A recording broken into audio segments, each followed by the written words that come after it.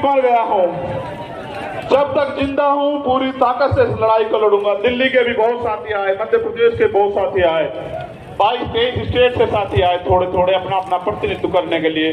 2-2 हजार किलोमीटर से लोग आए, उड़ीसा से आए, झारखंड से आए,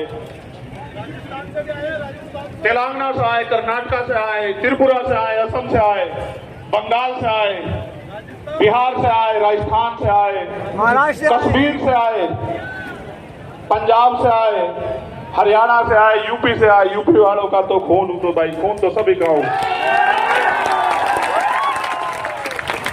वो ज्यादा मेहनत कर रहे हैं आजकल। तो मैं आपके आगे ज्ञापन पढ़ता हूं, आप ज्ञापन को गौर से पढ़ ले, सुन लेना एक बार। बहुत महत्वपूर्ण है ये ज्ञापन, और ये ज्ञापन इसलिए जरूरी है कि एक छोटी सी मांग इसमें मुझसे जुड़ी हुई है, लेकिन बाकी मांग बहुत मुझसे जुड़ी हुई नहीं है, समाज से जुड़ी हुई है। भाई चंद्रशेखर तो अकेला आदमी मर जाएगा, लेकिन इस समाज के साथ जो न्याय हो रहा है उसका हिसाब तो करना पड़ेगा ना। ये उसका हिसाब नहीं करने के, क्या हम इस देश में, आप बताओ, मरने के लिए पैदा हुए हो? मणिपुर की बच्चियां याद हैं? देखो हमारे साथ तो शोषितों के साथ ये सदियों से होता आया। वीडियो भले ही वायरल ना होती हो, लेकिन होता तो आया है। लेकिन अब ये बंद होना चाहिए, नहीं होना चाहिए, आप बताओ। तो मैं आपके आगे ज्ञापन पढ़ूंगा। आखिरी मांग जो है वो राष्ट्रीय अध्यक्ष जी पढ़ेंगे। जो ज्ञापन है उस पर गौर कर लो, मीडिया के साथी भी ज्ञापन चला देना भाई। भाई कान से सुन लो।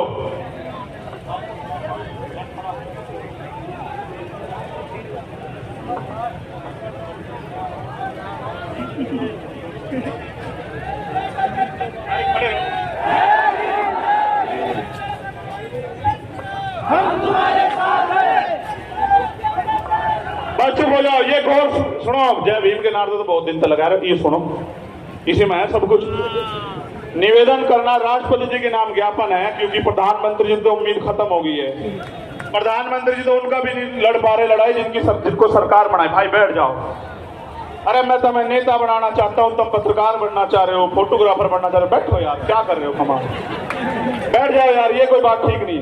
इतनी बार मैंने कभी नहीं कहा आज तक तुम्हें,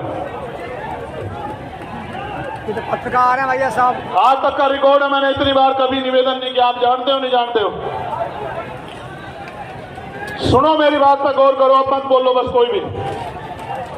निवेदन करना है कि स्वतंत्र भारत के संविधान में समस्त नागरिकों को समानता, स्वतंत्रता और न्याय हेतु मौलिक अधिकार प्रदान किए गए हैं। साथ ही सदियों से हक वंचित वर्गों, विशेष रूप से जाति जनजाति के लोगों के अधिकारों की सुरक्षा व इनके विकास के लिए संविधान में विशेष प्रावधान किए गए। हमारा संविधान समाज के कमजोर वर्गों, SC, ST, OBC, माइनॉरिटी के कल्याण हेतु प्रतिबद्ध है। यथा संविधान अनुच्छेद 38 के तहत अनुसूचित जाति जनजाति राष्ट्रीय आयोग का गठन किया गया है। यह अवगत कराना है कि सदियों से SC, ST समुदाय के लोग सामंतवादी और खंडित जातिवादी क्रूर मनवादी मानसिकता का शिकार बनाए जा रहे हैं। हाल ही में मध्य प्रदेश में एक आदिवासी समुदाय के व्यक्ति का सर के सिर के ऊपर अपर कास्ट के व्यक्ति द्वारा पेशाब करना आधुनिक भारत की क्रूर मानसिकता को दर्शाता है। इसी प्रकार पिछले कुछ वर्षों में देश के राज्यों में समाज के इन कमजोर वर्गों के लिए चैलेंज करके सुनिश्चित हत्याएं की जा रही हैं, जिसमें प्रमुख घटनाएं हैं शोधार्थी छात्र रोहित वेमुला की हत्या, वरिष्ठ पत्रकार गौरी लंकेर की हत्या, मनीषा वाल्मीकि की हत्या, जितेंद्र मेघवाल की हत्या, इंद्र मेघवाल की हत्या, रमन वाल्मीकि की हत्या, भाई आकाश गुजर की हत्या जो उत्तर प्रदेश पुलिस द्वारा गोली मारकर की गई। इन घटनाओं से ऐसा प्रतीत होता है कि देश भारत के संविधान से नहीं बल्कि देश का शासन प्रशासन मनोविधान से संचालित हो रहा है। समाज के कमजोर वर्गों के खिलाफ आए दिन सुनियोजित हिंसा, हत्याओं तथा मॉब लिंचिंग घटनाओं का ग्राफ लगातार बढ़ता जा रहा है। NCRB की रिपोर्ट इसका सरकारी सबूत है।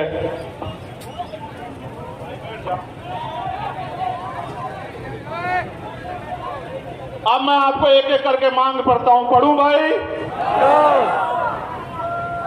आप समर्थन भी करना, होना चाहिए नहीं होना चाहिए, ठीक है?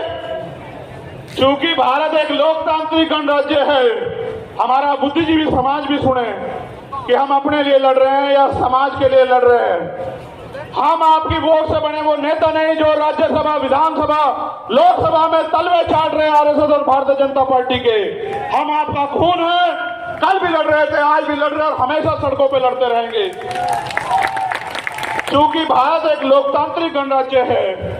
देश में 85% लोग SC, ST, OBC व अल्पसंख्यक समुदाय के हैं, जबकि हाई जुडिशरी अर्थात सुप्रीम कोर्ट व हाई कोर्ट में इन वर्गों का समुचित प्रतिनिधित्व नहीं है।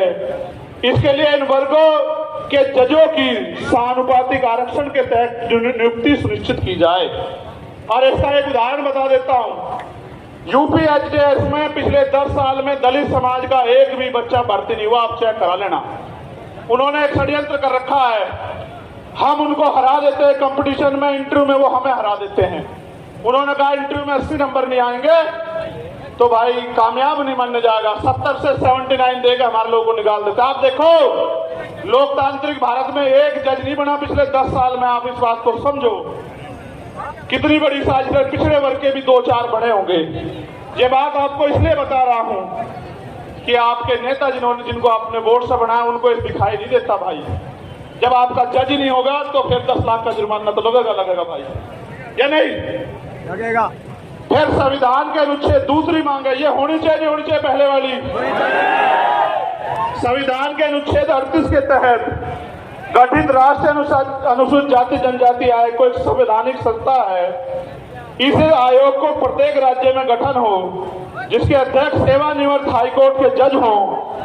इस प्रकार जिला स्तर पर आयोग का गठन किया जाए तथा भारत के प्रत्येक जिले में SC, ST executive exclusive special court की स्थापना की जाए, जो केवल SC, ST एक्ट में दर्ज केसों की सुनवाई करे और आयोग उनकी निगरानी करे। और इसलिए मैंने कहा कि बिहार वालों को भी अपने यहाँ आयोग बना देना चाहिए, ठीक है? ये होना चाहिए नहीं होना चाहिए? ठीक है, बहुत अच्छे।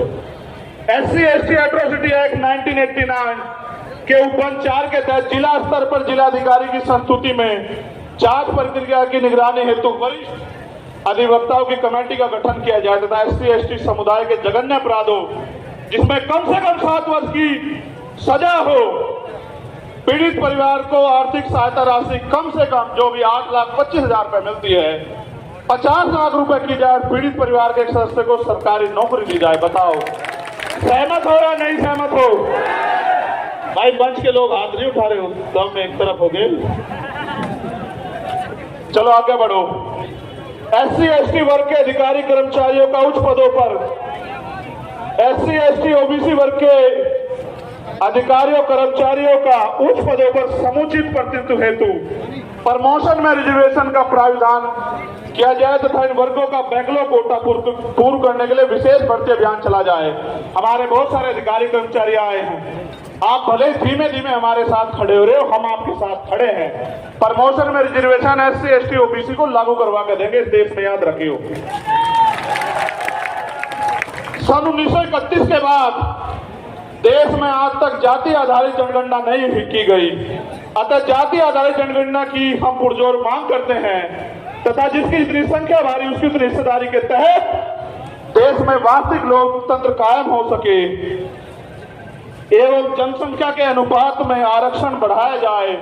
आप चाहते हो जातिगत जनगणना हो? ठीक है। यह है कि सरकारी उपक्रमों तथा संस्थानों का निजीकरण संविधान की लोक कल्याणकारी राज्य की अवधारणा खिलाफ है, क्योंकि यह सरकारी नौकरी में आरक्षण को समाप्त करने की साजिश है। अतः निजीकरण पे तत्काल प्रभाव से रोक लगाई जाए। आप इस पे सहमत हो? जब हमारी सरकार आओगी, सारा जिनका निजीकरण हुआ उनका राष्ट्रीयकरण कर देंगे, आप चिंता मत करो। केंद्र और राज्य सरकार के सभी कर्मचारियों के लिए पुरानी पेंशन लागू की जाए। यह है कि सेना में अग्निवीर स्कीम को खत्म कर पुरानी भर्ती व्यवस्था लागू हो, क्योंकि आपने देश की सुरक्षा के साथ खिलवाड़ की और नौजवानों के भविष्य के साथ लोग अग्निवीर से वापस लौट रहे हैं, इसको भी हम ही करा कर देंगे और किसी में हिम्मत नहीं। ठीक है, भारत एक कृषि प्रधान देश है, किसान देश की रीढ़ है, अतः किसानों की एमएसपी की समयबद्ध कानूनी लीगल गारंटी सुनिश्चित की जाए और अभी जो किसान आंदोलन हुआ था उसमें जो झूठे मुकदमे लगाए गए थे वो मुकदमे वापस हो और जो किसान सम्मान निधि 6,000 रुपए आप दे रहे हो उसको बढ़ाकर 24,000 रुपए किया जाए। यह है कि संविदा नौकरी में आउटसोर्सिंग भर्ती को तत्काल खत्म किया जाए तथा संविदा पे कार्य कर रहे कर्मचारियों को भी नियमित कर्मचारियों को समान वेतन और अन्य सुविधाएं दी जाए। जो सफाई कर्मचारी ने संविदा पिछले 5 वर्षों से अधिक समय से ठेके संविदा पे रखे गए हैं उनको संवैधानिक आरक्षण का अनुपालन करते हुए नियमित किया जाए। आप इससे सहमत हो? भाई पहले तो ठेकेदारी होनी नहीं चाहिए, मगर जो ठेकेदारी पे है अगर सरकारी कर्मचारी को 50,000 रुपए मिल रहे तो उसको भी 50,000 रुपए मिले। इस बात पे सहमत हो? चलो ठीक है। और सफाई कर्मचारी दिल्ली के तैयार रहे, आपकी मांग हम अगले 1 महीने में पूरी करवाने के लिए यहाँ की सरकार से भी निपटेंगे, आप चिंता न करियो। यूनिफॉर्म सिविल कोड लागू करने से पूर्व सामाजिक और आर्थिक गैर बराबरी समाप्त की जाए तथा शैक्षिक और लैंगिक स्थापना समानता स्थापित की जाए। उसके बाद यूसीसी पे आपसे बात करेंगे। अगर आप अल्पसंख्यकों के विरोध में कोई भी कानून लाओगे हम उसका ड्राफ्ट पढ़ेंगे, आपकी ईंट से ईंट बजा देंगे सरकार के लोगों, इस बात को याद रखना। और भाई आखिरी मांग ये है, मैंने कहा था राष्ट्रीय अध्यक्ष जी पढ़ देंगे, मैं मांग बता देता हूं कि इस घटना की सीबीआई जांच हो और सुरक्षा तो भाई समाज ही करेगा, थारे मांगने दे देने वाले तो है नहीं। लेकिन बड़ी बात यह है, ये समझना पड़ेगा कि देश के जब सरकार के नेताओं को सुरक्षा मिल सकती है तो हमारे नेताओं को भी सुरक्षा मिलनी चाहिए। सरकार आती जाती रहती है, हम भी टैक्स देते हैं, आप भी टैक्स देते हो, हमारी संख्या ज्यादा, हमारा टैक्स ज्यादा है, फिर सुरक्षा आपको क्यों? आपकी तो सरकार है, आप तक गोली चला रहा है। गोली तो हम दलित पिछड़े अल्पसंख्यकों की छाती से निकल के जा रही है, इसलिए सुरक्षा की जाए। मुख्यमंत्री जी उत्तर प्रदेश को मैं कहना चाहता हूं, अगर वो संत है और अगर वो न्याय की बात करते हैं, कानून के राज की बात करते हैं तो वो वहां से पैरवी करें। और केंद्र सरकार अगर सच्ची है, उनका हाथ नहीं है स्टेट गवर्नमेंट का और केंद्र गवर्नमेंट का, तो वो उस रिक्वायरमेंट को जो है जो यूपी गवर्नमेंट भेजे उसको फाइनलाइज करके ऑर्डर करे सीबीआई जांच के। हम बताएंगे कि इसमें सांप चूहे शामिल हैं या बड़े बड़े अजगर जो हैं शामिल हैं। आपको पता है पहलवानों के मामले में न्याय कैसे हुआ, आपने देखा, आपको याद है, पहलवानों का समर्थन भी हमारे साथ है। और यहाँ मणिपुर की कुछ बेटियां भी बैठी है, वो मिलना चाहती है, मैं उनको भी सुनूंगा। और हमारी बहन प्रतिभा जी वो भी यहाँ आई हुई हैं, जो पूर्व विधायक है नवलगढ़ से, उनका भी धन्यवाद। बहुत सारे साथी जिनके नाम छूट गए, यहाँ ओम प्रकाश रहेगा, हमारे छोटे भाई की सिस्टर, सरकार बनाओ, ठीक है, तो वो भी बिटिया यहाँ आई हुई है। और बहुत सारे जिनके साथ अन्याय अत्याचार हुआ, सब लोग आए हुए हैं। और एक अगर मध्य प्रदेश में हम लोग पहले तो लड़ाई लड़ ही रहे मध्य प्रदेश के लोगों को, राजस्थान के लोग कहना चाहता हूं भाई मेरी जान की रक्षा तो हो जाएगी, चलो सुरक्षा भी इंतजाम हो जाएगा, लेकिन आम जमीन पे तो आप लोग भी लड़ रहे हो। पूरे भारत में बिहार हो, बंगाल हो, राजस्थान हो, मध्य प्रदेश, यूपी हो, उत्तराखंड हो, आपकी रक्षा कौन करेगा? आपको भी तो गोली चल सकती है। इसलिए हमें सुरक्षा की नहीं, अपनी सुरक्षा की नहीं, समाज की सुरक्षा की जरूरत है। इसलिए सरकार सुरक्षित माहौल लागू करे। और अगर सरकार पे सुरक्षित माहौल लागू नहीं हो तो सरकार कुर्सी छोड़े। क्यों जबरन चिपक के बैठे हो भाई? आप मणिपुर को न्याय नहीं दे सकते, आप राजस्थान में न्याय नहीं दे सकते, आप बिहार बंगाल में न्याय नहीं दे सकते, आप दिल्ली में न्याय नहीं दे सकते, आप मध्य प्रदेश में और केंद्र से न्याय दे सकते। तो भाई हम अपने लोगों को ये कहना चाहते हैं आप सब लोगों के सहयोग से कि राजस्थान के लोग मेहनत करने पे आ जाओ, मध्य प्रदेश के लोग मेहनत करने पे आ जाओ, छत्तीसगढ़ के, तो इसी बार जो है आपका सत्ता की चाबी आपके हाथ में मध्य प्रदेश राजस्थान में आ जाएगी, छत्तीसगढ़ में। क्योंकि चुनाव जैसा होगा उसमें 5-7 वोट विधायक किसके पास होंगे, उसके पास चाबी होगी। और हम काम करने वाले लोगों को लड़ा रहे हैं, तो हमारा विधायक जो है हो सकता है वो चीफ मिनिस्टर बन जाए या डिप्टी चीफ मिनिस्टर बन जाए, आपकी सरकार में हिस्सेदारी हो जाए। इसलिए आपसे कहूंगा मध्य प्रदेश राजस्थान के लोग ज्यादा काम करें और आप यहां आए पुनः।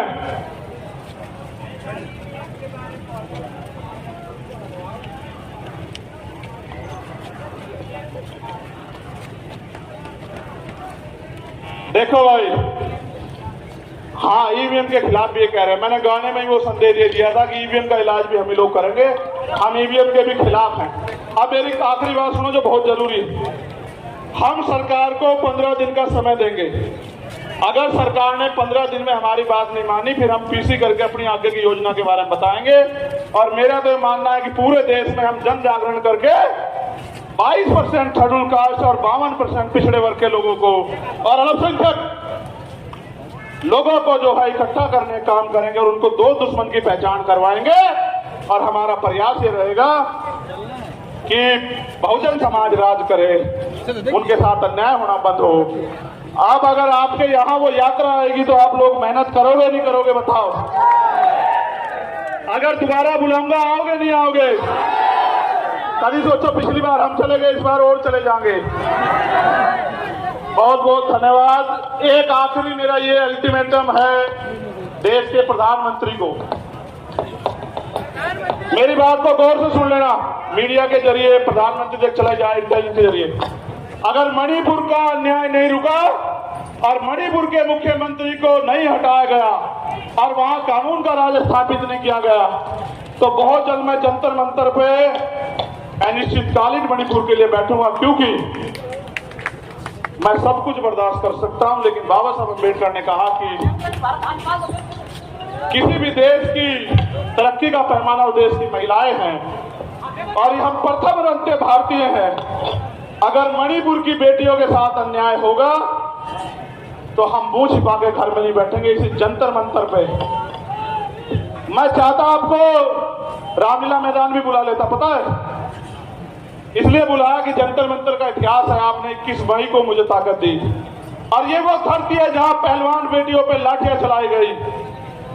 उस दिन मैं नहीं रह के जख्म का हिसाब करने के लिए मैंने आप लोगों को यहाँ बुलाया। बहुत बहुत धन्यवाद। जय भीम, जय भारत, जय मंडल, जय जोहर, जय संविधान। हमारी एकता जिंदाबाद। एक रिक्वेस्ट, जय